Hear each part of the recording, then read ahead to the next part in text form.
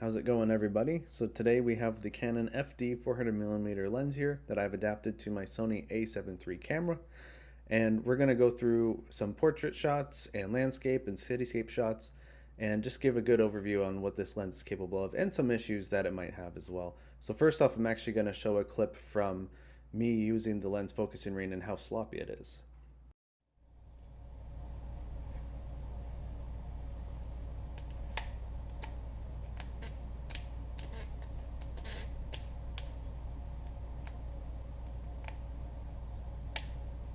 And here's how the lens looks adapted to my Sony A7 III. So let's move on to reviewing some of the photos. So first off, I want to thank the wonderful Sierra for working with me in trying out both these lenses. As what we're about to see here first is the Canon lens, the FD 400mm. And let's go to the first photo actually, because this really shows the weakness of the lens, it being a fully manual and older lens. The focusing ring is a little clunky and not as smooth as even a modern day manual lens, unless you get an amazingly good copy. So if we zoom in here, we can just see like it missed focus completely, or I should say I misfocused. But this was with Sony's peaking, the yellow peaking feature, and even with that, it didn't help too much here because this was taken at f4.5, so just missing the setting just by a little bit will destroy the photo essentially. This was a better photo with it. You know, I took a few here, and the one thing that really stands out, I find, not just the bokeh, but just the way it handles everything in the background. I just love this contrast, and this is also taken at f4.5. 1600 ISO, so a little too sensitive, but it allowed me to get a lower exposure time. And this looks good. The focus isn't perfect. The sharpness, it could be way better. But when you zoom out and really look at it, the contrast is good. The colors are good. It looks great. And then this was me trying a 30-second exposure. It's a little better. I was able to hit focus a little better, but that's the thing with this lens, is that you're never going to hit 100% focus. Maybe it is the focusing ring on my lens has been worn out, but I have brought it in for service and they have done all they can with it. So I would be very surprised if there are any copies of this lens left that have as good focusing as a modern day lens. And another attempt with this lens, let's take a close look here. Not bad, but it's not sharp, and I did not hit focus with this. But the bokeh, amazing. Colors, amazing. Contrast, amazing. So I really am liking how this looks. This was me going twice as close up with the 200mm lens that I have. It's the Tamron zoom lens, the 28-200, fairly new for Sony bodies. I believe it's only about a year old at this point. So here we can really try out, okay, compared to an autofocus lens, modern day, how's it going to look? This doesn't look that great. This also shows that, you know, the conditions were not perfect. The lighting itself was not enough to allow for a good exposure and without much shake.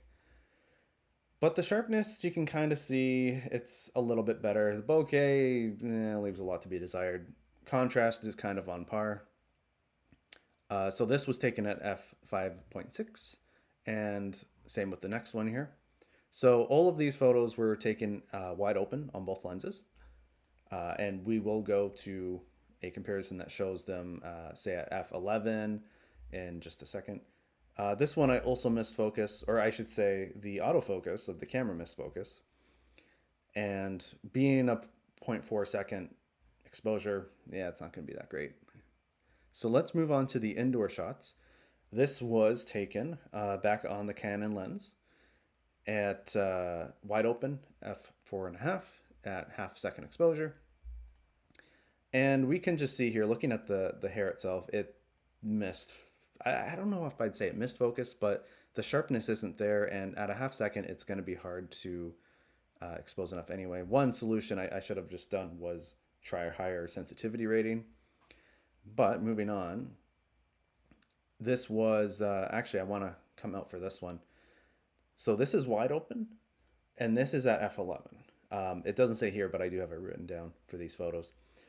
So this, you can see a difference already in the contrast and a bit with the sharpness. If we look at the eyelashes here, especially, if I can line up the photos as good as I can, it's like not that much sharper maybe, but the clarity's better and there is more contrast.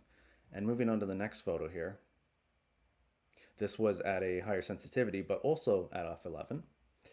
And here is, I mean, still 0.4 seconds, not going to be the sharpest with anyone who can move essentially. So it's okay. Like, it's not super sharp, but contrast is there. It looks good from when you're all the way out. I'd say you could print off these images. Um, and again, you know, for the value, it's really good for a telephoto prime lens. But here's where it gets a little interesting compared to the Tamron modern day zoom lens that I have. The sharpness on this is, yeah, that's so much better. And this is wide open at f5.6. So let's do a nice fair comparison here. So f11, the colors just come to life. The contrast is better. Like the detail on the eyebrow, the eyelashes, the hair, the autofocus nailing it perfectly. Um, yeah, this is really good. And then compared back to, so we're at, yeah, ISO 800 here, compared back to the Canon at the same settings. That's, yeah. But you look at this, does it look like a 40-year difference in lens quality? Um, I'm pretty impressed with it considering how it's, you know, a mid 70s lens and, you know, I paid $200 for it and it gets me 400 millimeters, f4.5. It's not that bad really. So yes, there are better alternatives, of course. You know, I wouldn't say you get what you pay for in this case because you are getting a really good bargain. But if you're just starting out or you just want a really good prime telephoto lens, like I'm so glad I got this lens, honestly. Like, yeah, okay, compared to for portraiture and anything similar to that, there's going to be better options. You know, you might not want to do a wedding with this old Canon lens, um, especially if you can get your hands on a modern day one. The colors in just modern lenses and the contrast is so much better. So let's look a little bit more at the hair here and compare this right here to what the Canon offers. Right away, like I can't believe the contrast in this, the difference there. So Canon, Tamron modern, old Canon. Yeah. So I think that illustrates the points for portraiture, and now I want to move on and show how it's doing with landscapes and cityscape photos. So first off, we have a snapshot of the Toronto skyline here, and the lens. It was a hazy day, a bit of heat in the air, of course, and you know once you get to a distance like this, I believe it was 20 kilometers away. This starts to become a factor, especially in the evenings. And it's still reasonably sharp, but you know, not that great. But moving to something closer, this was probably just 2 kilometers away. This building here, and this I would say is pretty good. Like really sharp. I'm really impressed with how this turned out, especially at the higher ISO settings. It still looks really good. I mean, it's not too crazy high, but the quick exposure time helps with that, of course. So I'm really pleased with this shot. These were some, I guess, practicing scuba divers nearby. It looks okay. It's not too sharp. I don't really know what the focus hit here. It looks like right behind this guy's head. But it works for what it is. This one I really like how it turned out.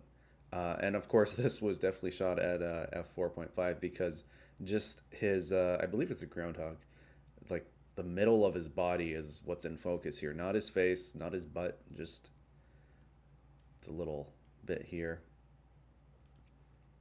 But sharpness on this, like I love the colors, contrast, sharpness. Really happy with how this one turned out. And another close-up building shot here. This is pretty good. I'm really happy with this one.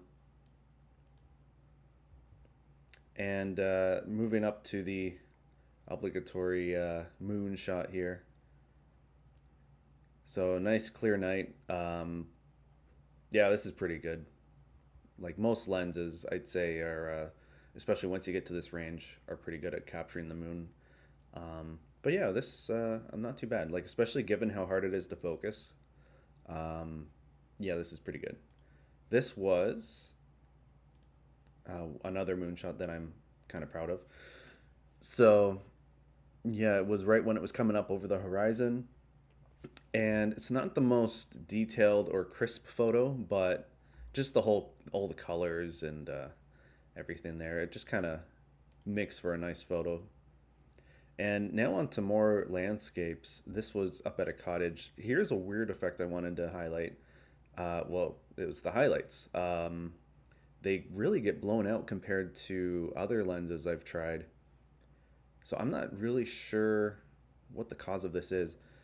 Um, but I mean, it's not bad. So it is still sharp, and it does still, provide decent colors, but nothing amazing here. So this is a little more fun when you're using it to capture like boat traffic going by. This is pretty crisp. I'm really happy with how this one turned out. Being non-stabilized and massive, I got to rely on the Sony camera body to do that work for me there. So I'd say it's holding up pretty well though, considering there's no stabilization at all, and the thing weighs like a kilo and a half. So these last three were taken in the morning, and I don't know what happened with the color here. It almost gives it like a painting vibe, but not reasonably sharp from this distance. Nothing was really in focus here either. This one looks even more like a painting. These highlights, the chairs are really blown out. Um, Something's going on with the contrast here. Like I wouldn't call this chromatic aberration at this point, but maybe that's a part of it. This is something like trying with other lenses I could not get. So some people might like this because it does give you a slightly unique look compared to pretty much anything else. And the last one here, it's kind of the same idea. Uh, Blown out whites on, the waves here too. Wow. So not too bad. It is a little different. You are going to get kind of unique photos in this case. But I mean, this is sharp, I'd say. Like, most of it's in focus. It looks good. Colors, contrast, it could be a little better. But it does capture the moment pretty good. And, compared to like some of those Amazon lenses that have a super long telephoto range and they're like $80, like this is way better than any of those. So overall, I'd say I'm pretty happy with how these look.